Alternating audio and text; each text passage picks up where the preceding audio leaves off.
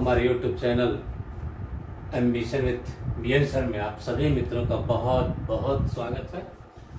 आज हम लोगों का नदियों का चैप्टर शुरू होगा।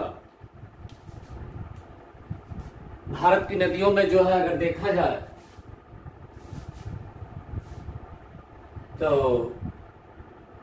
पहले तो इसको हम लोग दो भागों में बांट लेते हैं, उत्तर भारत की नदी और दक्षिण भारत की नदी। आप समझ लीजिए, उत्तर भारत की नदी और दक्षिण भारत की नदी। उत्तर भारत की नदियों को तीन भागों में बांट देते हैं। सिंधु नदी तंत्र,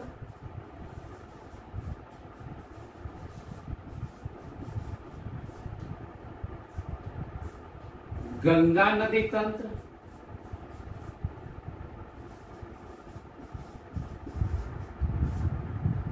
ब्रह्मपुत्र नदी तंत्र।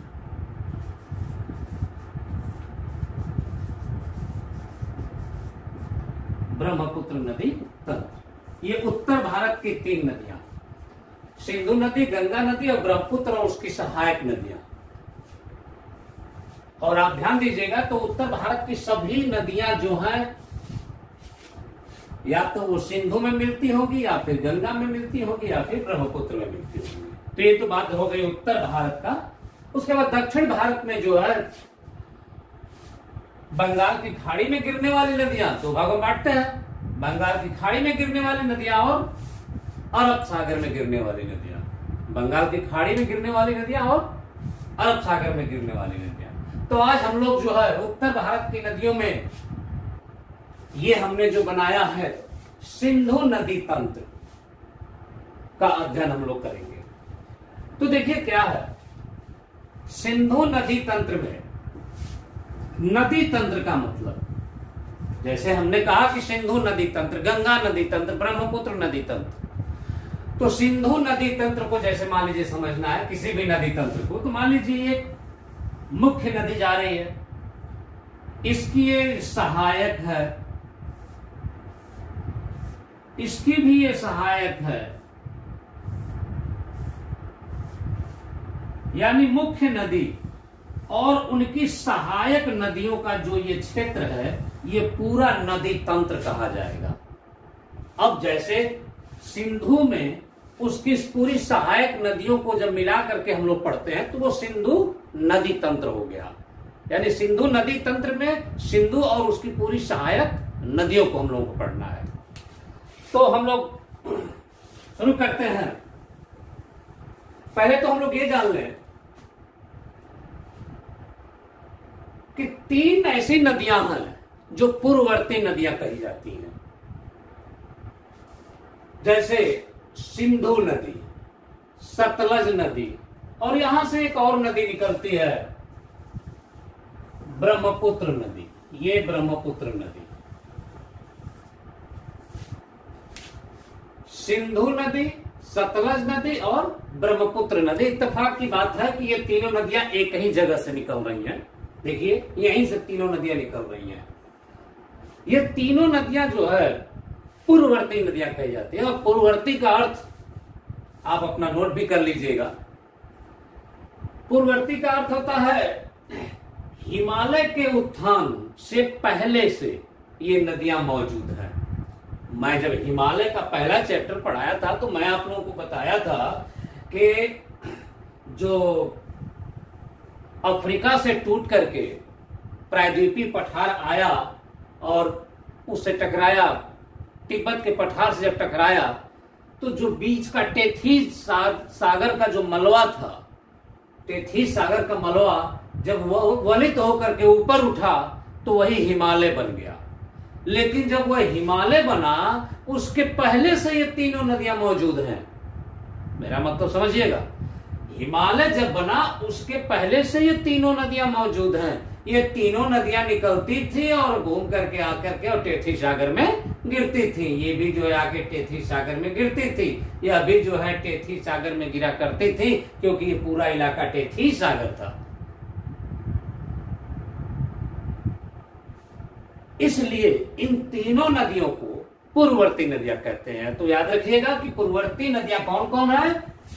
सिंधु, सतलज और ब्रह्मपुत्र। कई बार परीक्षाओं में पूछा गया है कि पूर्ववर्ती नदी कौन है। 4 ऑप्शन में एक नदी का नाम रहेगा। तो ये तो हो गई बात पूर्ववर्ती की। अपना हिमालय जब उठ रहा था तो ये नदियां पहले से मौजूद थी।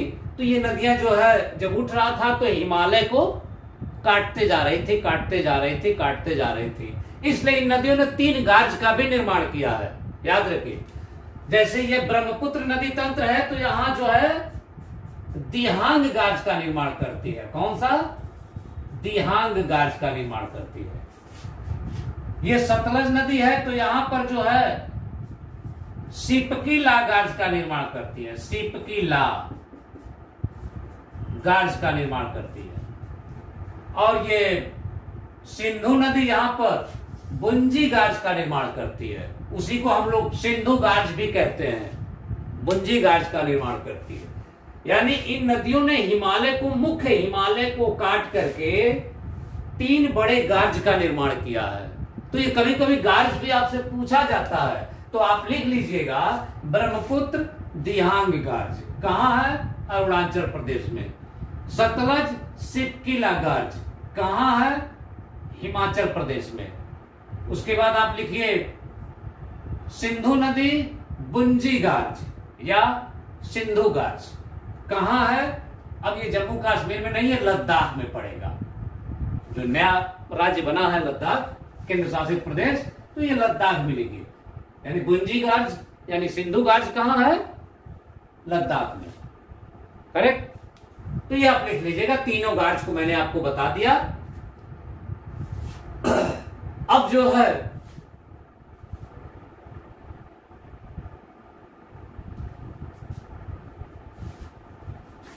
हम लोग मानसरोवर को शुरू करते हैं। देखिए क्या है कि मानसरोवर नदी, सिंधु नदी यहां पर तिब्बत में ये कैलाश पर्वत है। कौन सा पर्वत है बेटा? तिब्बत में ये कैलाश पर्वत है। और कैलाश पर्वत के दक्षिण में ये मानसरोवर झील है। तो सिंधु नदी मानसरोवर झील से निकलती है।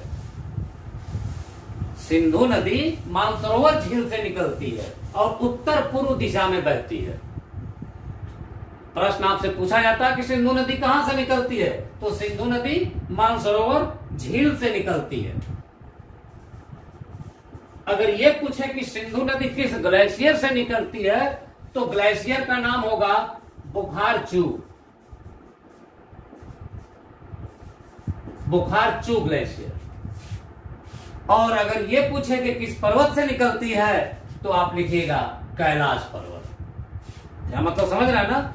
सिंधु अगर ग्लेशियर पूछता है तो बुखारचू ग्लेशियर, झील पूछता है तो मानसरोवर झील से, और पर्वत पूछता है तो कैलाश पर्वत से निकलता है। क्यों? क्योंकि कैलाश पर्वत का ही पानी तो आता है ना उसमें। कैलाश पर्वत के नजदीक जो है बुखारचू ग्लेशियर है और उसी से सटा हुआ है आपका मानसरोवर झील है जहां से ये नदी निकल रही है। तो ये बात हो गई। अब ये जो है देखिए सिंधु नदी मानसरोवर झील से निकलती है और उत्तर पूर्व दिशा में बहती है। तो ये जो तिब्बत का क्षेत्र है, इस तिब्बत के क्षेत्र को हम लोग इस नदी को क्या कहते हैं? तिब्बत के क्षेत्र में लायंस माउथ। तिब्बत में इस नदी को लायंस माउथ कहते हैं। लायंस माउथ या सिंघी खंबन। तिब्बत में सिंधु नदी को लायंस माउथ या सिंघी खंबन कहते हैं।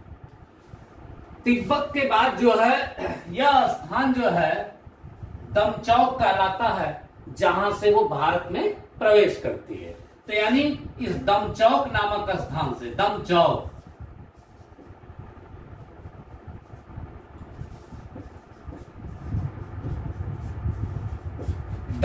नामक स्थान से यह भारत में प्रवेश करती है। और कौन सा प्रदेश होगा जो नया प्रदेश बना है आपका?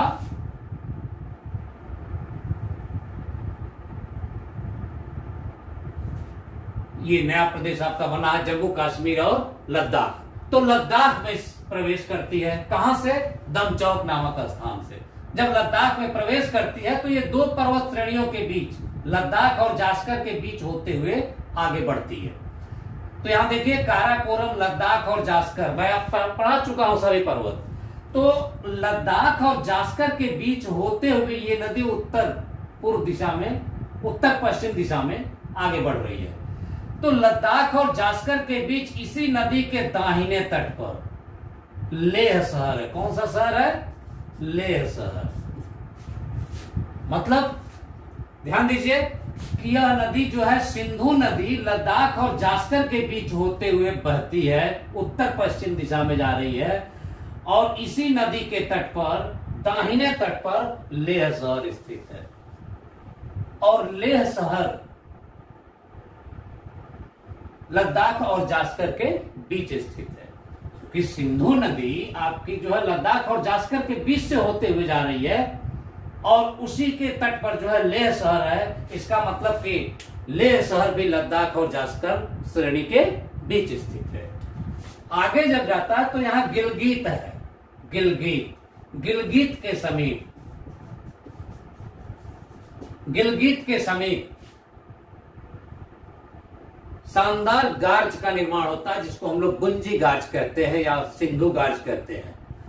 गार्ज का निर्माण करते हुए यह नदी दक्षिण पश्चिम दिशा में मुड़ जाती है और पाकिस्तान में चली जाती है।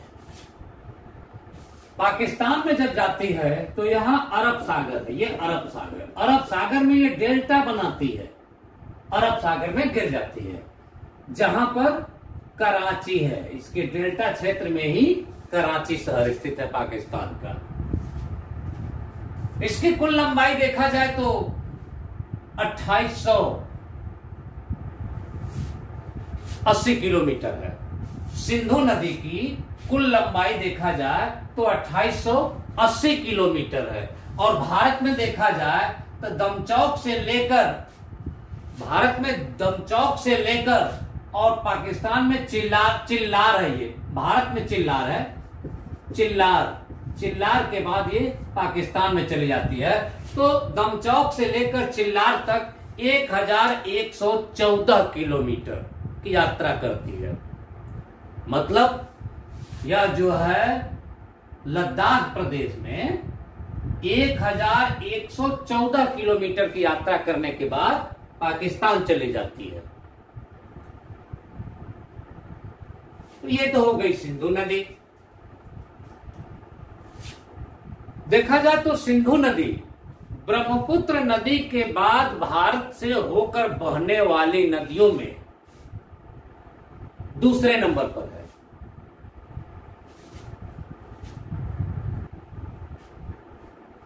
सबसे लंबी नदी नोट कर लीजिए आप, ब्रह्मपुत्र।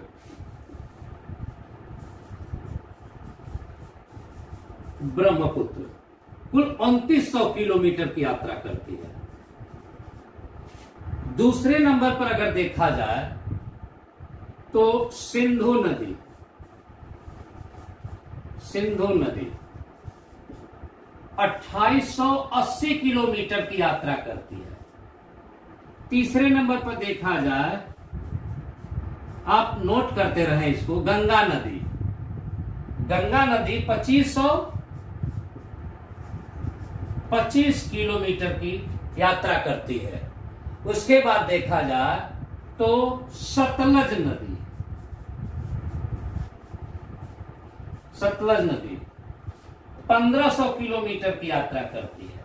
सतलज नदी 1500 किलोमीटर की यात्रा करती है। उसके बाद गोदावरी,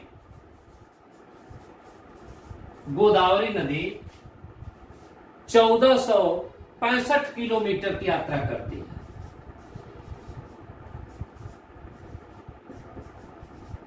और अगर उसके बाद देखा जाए गोदावरी के बाद तो यमुना का नाम आता है 6वें नंबर पे। यमुना आपका 1385 किलोमीटर की लंबाई में बहती है। मतलब देखा जाए तो भारत की 6 सबसे बड़ी नदियों का क्रम है ये। ब्रह्मपुत्र 2900 किलोमीटर, सिंधु नदी 2880 किलोमीटर, गंगा नदी 2525 किलोमीटर, सतलज नदी जो है 1500 kilometre, Godavari 1465 kilometre, Yamuna 1385 kilometre. ये कभी कभी क्रम पूछ लिया जाता है, इसलिए आप इसको हमेशा याद रखेंगे। हाँ, एक चीज ध्यान देंगे, गोदावरी यमुना से बड़ी है, गोदावरी यमुना से बड़ी है, और गोदावरी दक्षिण भारत की सबसे लंबी नदी है। ठीक है, तो ये आपका क्रम हो गया। इस क्रम को आप हमेशा याद रखेंगे, क्योंकि परीक्षाओं में बार बार पूछा जाता है क्रम। अब हम जरा बात कर लेते हैं सिंधु नदी और उसकी सहायक नदी। तो सिंधु की बात हमने कर ली। सिंधु नदी की सहायक नदियों को देखा जाए तो इधर जो है सिंधु, जब ऐसे सिंधु जा रही है तो सिंधु के दाहिने तट पर ये होगा और बाएं तट पर ये। तो सिंधु के बाएं तट पर आकर मिलने वाली नदियों में कौन कौन सी नदियां हैं, तो पहले इसको जान लेते हैं। सिंधु के बाएं तट पर आकर मिलने वाली मुख्य नदियों में झेलम, चिनाब, राबी, ब्यास, सतलज। ध्यान से देखिए, झेलम, चिनाब, राबी, ब्यास, सतलज। मैंने संक्षेप में लिखा है JHH, झेलम, CH से चिनाब, R से राबी, ब्यास और ये सतलज। ये क्रम भी आपको याद होना चाहिए, उत्तर से दक्षिण। झेलम, चिनाब, राबी, ब्यास, सतलज। 10 बार आप एक बार कहिएगा, झेलम, चिनाब, राबी, ब्यास, सतलज, झेलम, चिनाब, राबी, ब्यास, सतलज। ऑटोमेटिक याद हो जाएगा। कभी कभी क्रम में पूछ दिया जाता है कि उत्तर से दक्षिण क्रम बताइए, तो झेलम, चिनाब, राबी, ब्यास, सतलज। अगर दक्षिण से उत्तर पूछता है तो भी आपका तैयार रहेगा, उत्तर से दक्षिण पूछता है तो भी आपका तैयार रहेगा। तो झेलम, चिनाब, राबी, ब्यास, सतलज। अब जरा झेलम नदी को देखते हैं। झेलम नदी जम्मू कश्मीर में बेरीनाग के समीप शेषनाग झील से निकलती है। यहां शेषनाग झील है। जम्मू कश्मीर में बेरीनाग के समीप शेषनाग झील से निकलती है और पश्चिम दिशा में बहते हुए यहां बूलर झील है। बूलर झील होते हुए और आगे बढ़ती है, यहां पर भारत और पाकिस्तान का बॉर्डर बनाते हुए पाकिस्तान चली जाती है। ध्यान दीजिए, झेलम नदी शेषनाग, बेरीनाग के समीप, जम्मू कश्मीर में बेरीनाग के समीप शेषनाग झील से निकलती है और ये बूलर झील होते हुए, बूलर झील एक गोखूर झील है और भारत की मीठे पानी की सबसे बड़ी झील है। झीलों में इसको विधिवत समझाएंगे, गोखूर झील किसे कहते हैं। जस्ट नदियों के बाद झीलों का चैप्टर होगा, ठीक है। तो गोखूर झील है ये। तो झेलम ये जो है झेलम नदी जो है आपके शेषनाग झील से निकलती है और कश्मीर की घाटी में बहती है। कश्मीर की घाटी में बहते हुए बूलर झील होते हुए और बूलर झील श्रीनगर होते हुए और आगे बढ़ती है, तो यहां से दक्षिण मुड़ करके पाकिस्तान और भारत का बॉर्डर बनाती है, यानी भारत और पाकिस्तान का बॉर्डर बनाती है और उसके बाद ये चली जाती है पाकिस्तान में। पाकिस्तान में चली गई तो बाकी अब इमरान देखे, इमरान खान। अब उसके बाद जो है झेलम की कुछ और विशेषताएं जिसको हम लोगों को जान लेना चाहिए। झेलम जो है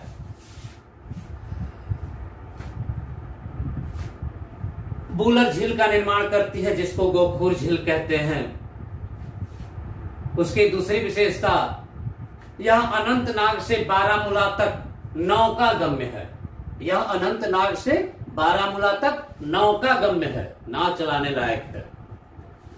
तीसरी विशेषता ये भी जान लीजिए कि यह एकमात्र ऐसी नदी है जो हिमालय के ऊपर इतनी ऊंचाई पर कश्मीर की घाटी में विसर्पण करते हुए चलती है। विसर्पण का मतलब नदियां जब इस तरह से चलती हैं, विसर्पण, नदियां कहां विसर्पण करती हैं? मैदानी क्षेत्रों में। क्यों? इसलिए कि मैदान समतल होता है। नदियों को जैसे जैसे ढाल मिलता है वैसे वैसे नदियां बहते जाती हैं, लेकिन यह नदी यहां पर विसर्पण करती है। इसका मतलब कि कि कश्मीर की घाटी समतल है, तभी तो वहां नदी विसर्पण कर रही है। भारत की एकमात्र ऐसी नदी है जो हिमालय के ऊपर विसर्पण करती है, वो है झेलम नदी। तो इस तरह से जो है ये झेलम की विशेषता है। झेलम देखा जाए तो ये महान हिमालय, याद रखिएगा मैं पढ़ाया हूं हिमालय वाले में, और ये पीर पंजाल की श्रेणी है। मध्य हिमालय को यहां पीर पंजाल कहते हैं। तो महान हिमालय और पीर पंजाल के बीच में बहती है। तो देखिए ये महान हिमालय, ये पीर पंजाल, तो ये बीच में क्या है, समतल क्षेत्र है। ये जो है आपका महान हिमालय, तो ये घाटी हो गया, ये पीर पंजाल और ये महान हिमालय, और बीच में ये क्या हो गया, समतल घाटी हो गया, जहां से झेलम नदी विसर्पण करते हुए आगे बढ़ती है। तो इस चीज को जानते रहना चाहिए कि जो है हिमालय के ऊपर एकमात्र नदी है जो कि विसर्पण करती है, ठीक, और अनंतनाग से बारामूला तक नौका गम्य है, ठीक है। तो ये तो आपका श्रीनगर इसी नदी के तट पर है। और झेलम के बारे में और जानना हो तो इस पर उरी और तुलबुल परियोजना है। और झेलम की यहां देखेंगे तो एक जो है झेलम की सहायक नदी है, यहां से इसे आती है, किशन गंगा कहते हैं, किशन गंगा। और इसी किशन गंगा नदी पर जो है किशन गंगा परियोजना भी है, जो भारत पाकिस्तान के बीच जो है मनमुटाव उसको लेकर के रहता है। तो किशन गंगा नदी किसकी सहायक है, पाकिस्तान में इसको नीलम कहते हैं किशन गंगा को, जबकि भारत में इसको किशन गंगा कहते हैं जम्मू कश्मीर में। और किशन गंगा किसकी सहायक हो गई, झेलम नदी की सहायक हो गई। अब आते हैं हम लोग चिनाब नदी। अब देखिए ये जो नदी प्रदेश है आपका हिमाचल प्रदेश, और ये आपका पंजाब है, और इसके उत्तर में जम्मू कश्मीर और ये लद्दाख हो गया। तो ये जो झेलम नदी है, ये चिनाब नदी आपके जो है हिमाचल प्रदेश से निकलती। हिमाचल प्रदेश से 3 नदियां निकल रही हैं, चिनाब, रावी और ब्यास। हिमाचल प्रदेश से 3 नदियां निकल रही हैं, चिनाब, रावी और ब्यास। तो जो चिनाब नदी है बड़ा लाचाला दर्रे से निकलती है। हिमाचल प्रदेश में बड़ा लाचाला दर्रे से चिनाब नदी निकलती है, और चिनाब नदी बड़ा लाचाला दर्रे से निकलती है। उसके बाद जो है हिमाचल प्रदेश के बाद जम्मू कश्मीर में प्रवेश करती है, और उसके बाद जो है पाकिस्तान चली जाती है। अब आगे इमरान खान समझे। तो चिनाब नदी भारत के 2 प्रदेशों से होकर जा रही है, एक तो जो है ये हिमाचल प्रदेश और दूसरा जम्मू कश्मीर। तो ये जो है चिनाब नदी हो गया। अगर चिनाब नदी को देखा जाए तो चिनाब नदी पर सलाल चरण, दुलहस्ती और बगलीहार परियोजना है। खैर परियोजनाओं का एक अलग चैप्टर होगा। अब आते हैं हम लोग रावी नदी पर। रावी और ब्यास दोनों नदियां रोहतांग दर्रे के समीप से निकल रही है। देखिए रावी और ब्यास दोनों नदियां रोहतांग दर्रे के समीप से निकलती हैं। ये दोनों हिमाचल प्रदेश से ही निकलती हैं। तो रावी नदी रोहतांग दर्रे से निकलकर यानी हिमाचल प्रदेश होते हुए, पंजाब होते हुए पाकिस्तान चली जाती है और चिनाब नदी में मिल जाती है। जबकि ब्यास नदी इस रोहतांग दर्रे के समीप एक ब्यास कुंड है। ब्यास नदी रोहतांग दर्रे के समीप एक ब्यास कुंड है। तो इस ब्यास कुंड से निकलती है और आगे बढ़ते हुए पंजाब में ये कपूरथला नामक स्थान है। कौन सा स्थान है ये? कपूरथला। तो कपूरथला नामक स्थान पर जो है हरिके बैराज का निर्माण होता है। यहां यानी ये जो सतलज आ रही है कपूरथला के पास आकर के ब्यास नदी इसमें मिल जाती है और यहां पर हरिके बैराज बनाया गया। कौन सा? हरिके बैराज। और कहां पर है ये? पंजाब के कपूरथला में है। पंजाब के कपूरथला में है। और इस हरीके बैराज से एक नहर निकाली गई है, पिछले चैप्टर में पढ़ाया था, जिसको हम लोग कहते हैं इंदिरा नहर। लंबाई आप बताइएगा, बता देता हूं 649 किलोमीटर, लेकिन विधिवत उसको आप तैयार कर लीजिए। ये आपका जो है कौन सी नहर है? इंदिरा नहर। तो हरीके बैराज से इंदिरा नहर निकाली गई। ब्यास नदी जो है आपके हिमाचल प्रदेश में ब्यास कुंड से निकली। एक चीज और समझ लेने की जरूरत है, जैसे चिनाब नदी मैंने आपको बताया बड़ा लाचाला दर्रे के पास, तो चिनाब नदी बड़ा लाचाला दर्रे के पास दो जलधाराओं के मिलने से बनती है। एक जलधारा का नाम है भागा और दूसरे का नाम है चंद्रा। और यहां पर तांडी नामक स्थान पर दोनों नदियां मिलकर के चिनाब का निर्माण करती हैं, चिनाब नदी का निर्माण करती हैं। ध्यान दीजिएगा, भागा और चंद्रा दोनों नदियां यहां तांडी नामक स्थान पर मिलकर के, कहां पर? हिमाचल प्रदेश में, और चिनाब नदी का निर्माण करती हैं। और इन्हीं दोनों नदियों के बीच में आपका कौन सा दर्रा है? बड़ा लाचाला दर्रा है, बड़ा लाचाला दर्रा है। तो ये तो चिनाब की बात। उसी तरह रावी को भी समझ लीजिए। रावी नदी, रावी नदी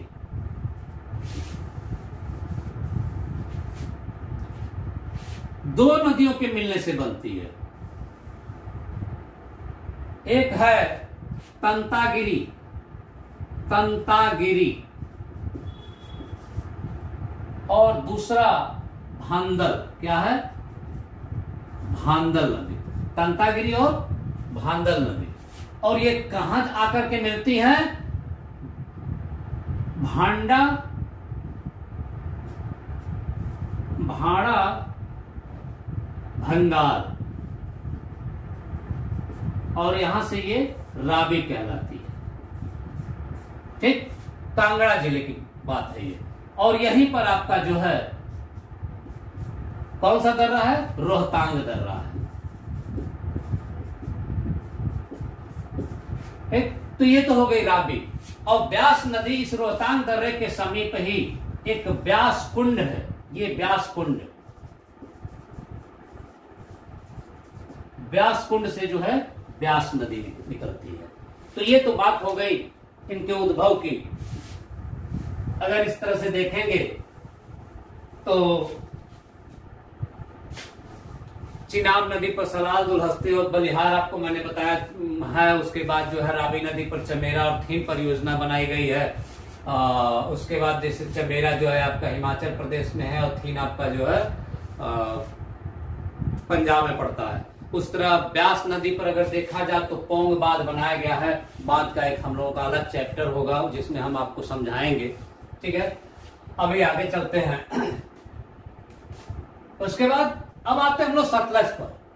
सतलज नदी तिब्बत में राकसताल से निकलती है और राकसताल से निकल करके पूरब पश्चिम दिशा में बहते हुए यहां पर सिपकीला गाज का निर्माण करती है। कहां? हिमाचल प्रदेश।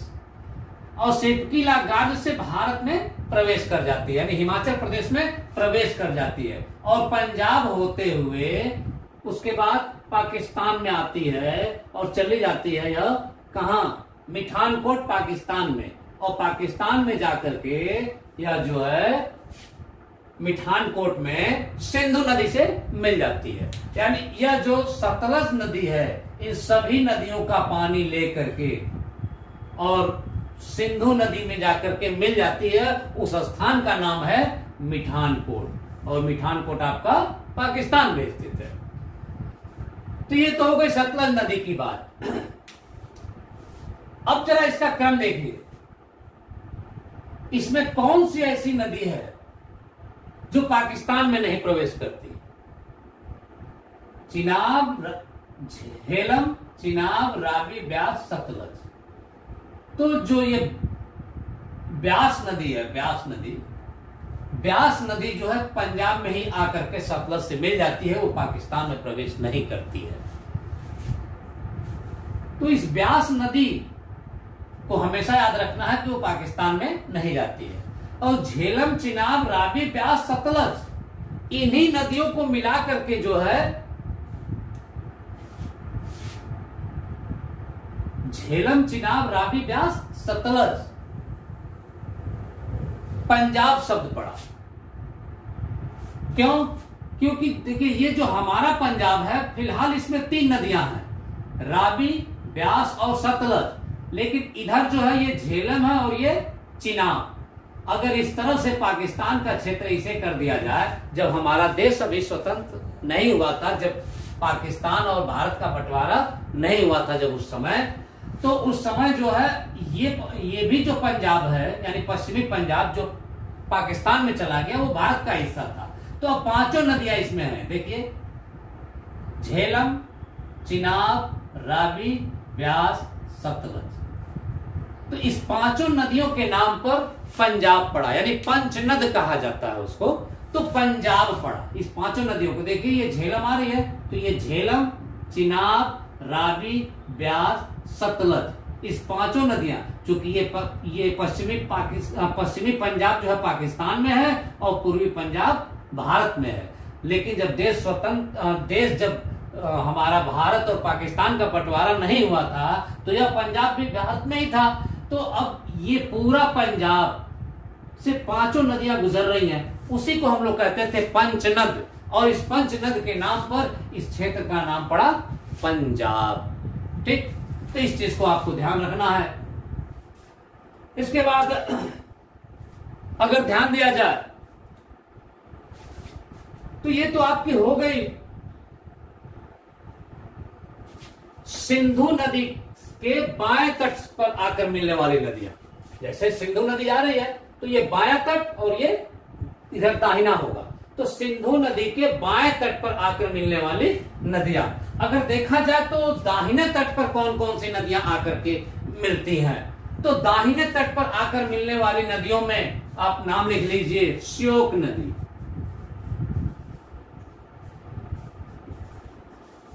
श्योक नदी। उसके बाद हुंजा,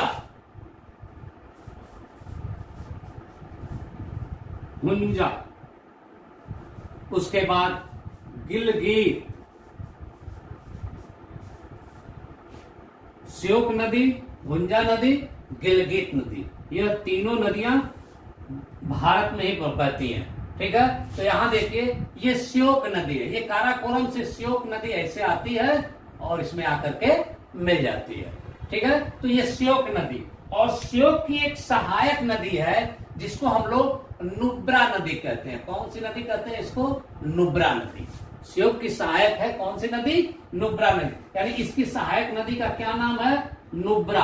हमेशा याद रखिएगा। और मैं जब पढ़ाया था आपको, हिमालय पढ़ा रहा था, तो उसमें बताया था मैं आपको कि श्योक नदी अगर पूछे कि किन 2 पर्वतों के बीच बहती है, तो ये काराकोरम और लद्दाख पर्वतों के बीच बहती है। ठीक है, तो श्योक नदी भी जो है सिंधु की सहायक है। और सिंधु की सहायक कौन सी नदी है? नुब्रा नदी। तो नुब्रा की घाटी बहुत प्रसिद्ध है, कई बार परीक्षाओं में पूछा जाता है कि नुब्रा की घाटी कहाँ है, तो नुब्रा की घाटी लद्दाख प्रदेश में स्थित है। और कौन से पर्वतों के बीच में स्थित है? तो काराकोरम और लद्दाख के बीच है। श्योक नदी किन पर्वतों के बीच बहती है? तो काराकोरम और लद्दाख के बीच बहती है। देखिए काराकोरम, लद्दाख और जास्कर, तो लद्दाख और जास्कर के बीच सिंधु नदी और काराकोरम और लद्दाख के बीच श्योक नदी। तो ये हमेशा याद रखिएगा। हुंजा परीक्षा में एक आध बार पूछा गया है सिविल की परीक्षाओं में। यहाँ एक हुंजा नदी है, ऊपर से आती है और ये आकर के इसमें मिल जाती है, इसी का नाम है हुंजा। परीक्षाओं में पूछा गया है। और यहाँ एक गिलगित नदी है, ये गिलगित। ठीक है, तो ये गिलगित नदी ये भारत में बहती है। इसके बाद अगर देखा जाए तो पाकिस्तान क्षेत्र वाले में जो है काबुल, उसके बाद कुर्रम, उसके बाद गोमत। तो इधर से देखिए, ये मान लीजिए कि काबुल नदी है, ये आपका जो है कुर्रम नदी है, और ये आपका गोमल। कौन सी नदी है? ये गोमल।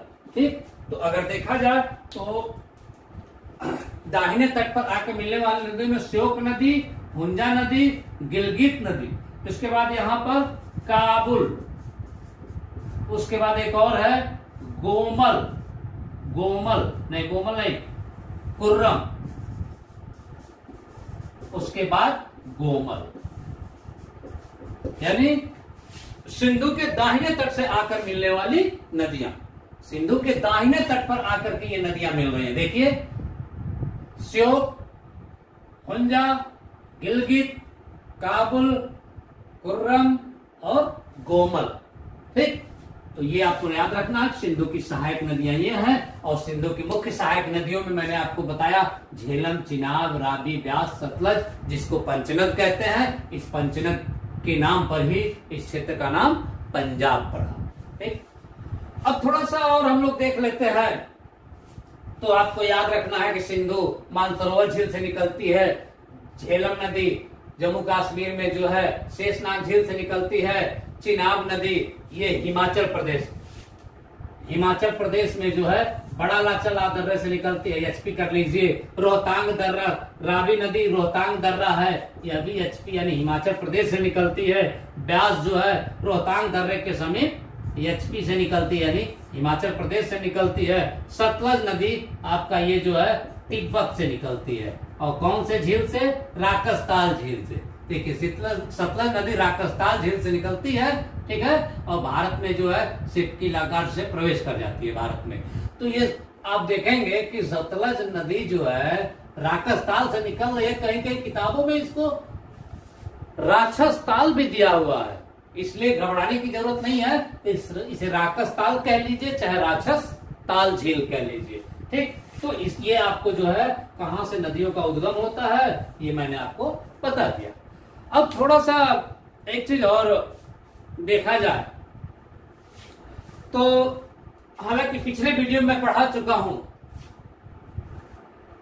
सिंधु और झेलम, यही है ना, सिंधु और झेलम वाले बीच के दोआब को क्या कहते हैं? सिंधु सागर दोआब।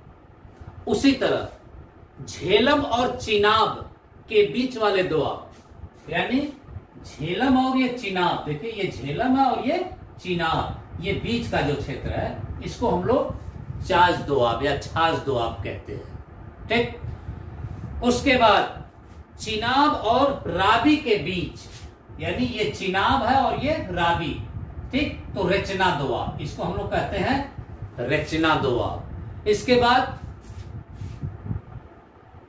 रावी और ब्यास के बीच बारी दोआब, रावी और ब्यास के बीच वाला क्षेत्र ये बारी दोआब।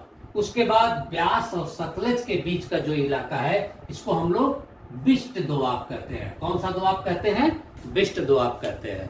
तो ये पंचनद नदियों को आपको ध्यान देना है कि पंचनद नदियों में एक ऐसी नदी है या ब्यास नदी जो कि पाकिस्तान में प्रवेश नहीं करती है, वह भारत के पंजाब में ही कपूरथला नामक स्थान पर सतलज नदी से मिल जाती है। और जहां संगम बनाती है सतलज नदी से, वहीं पर हरिके बैराज बनाया गया है, जहां से इंदिरा नहर निकाल करके राजस्थान और पंजाब और राजस्थान के क्षेत्रों में सिंचाई का काम या पीने के लिए पानी का काम प्रयोग किया जाता है। तो इस चीज को आपको याद रखना है। तो आज हम लोग जो है इस सिंधु नदी तंत्र का हम लोगों ने अध्ययन किया। मुझे उम्मीद है कि आप लोगों को बहुत पसंद आया होगा। सो प्लीज, आप लोग वीडियो देखते हैं लेकिन कमेंट नहीं करते हैं, तो मैं यही चाहूंगा कि आप लोग कमेंट कीजिए, शेयर कीजिए और इसका लाभ भी आप अपने आप उठाइए और मित्रों को भी अपने बताइए, क्योंकि बहुत लोगों को इसकी आवश्यकता पड़ती होगी। और सब्सक्राइब जरूर करिए। ठीक है, धन्यवाद।